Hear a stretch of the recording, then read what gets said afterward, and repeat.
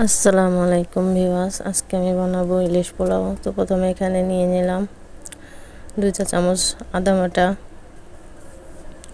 এবং 2 টেবিল চামচ রসুন এবং পেঁয়াজ ব্লেন্ডার করা,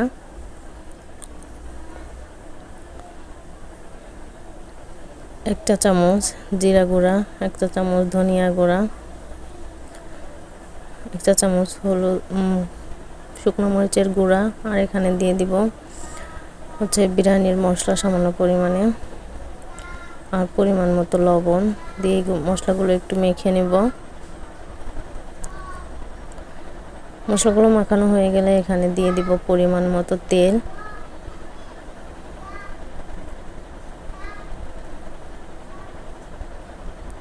তেল দিয়ে আবারও মশলাগুলো মেখে নিব।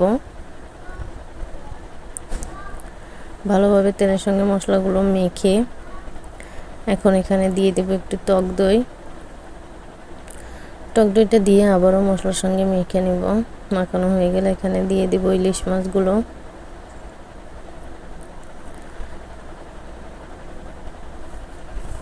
ইলিশ মাছগুলো দিয়ে ভালোভাবে মাছের সঙ্গে মশলাগুলো মেখে নিব।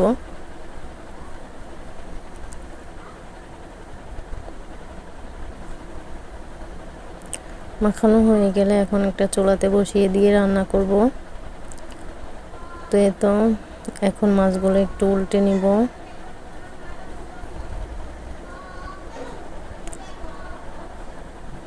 মাছগুলো উল্টানো হয়ে গেলে এখন মাছগুলো তুলে নেব।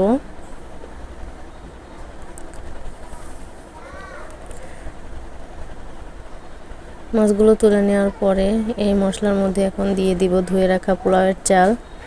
তো আমি এখানে 3 পট চাল নিয়েছি। চালগুলো ভালোভাবে ভেজে নিব মশলার সঙ্গে।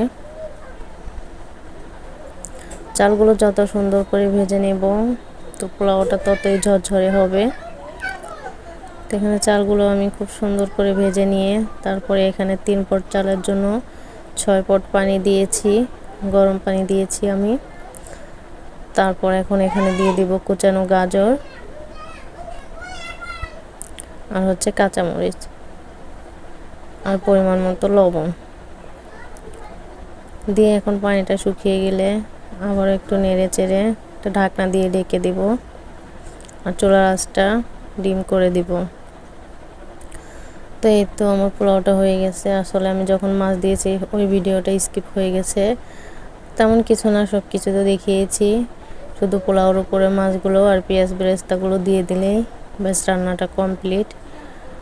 তো এটা খুবই টেস্টি।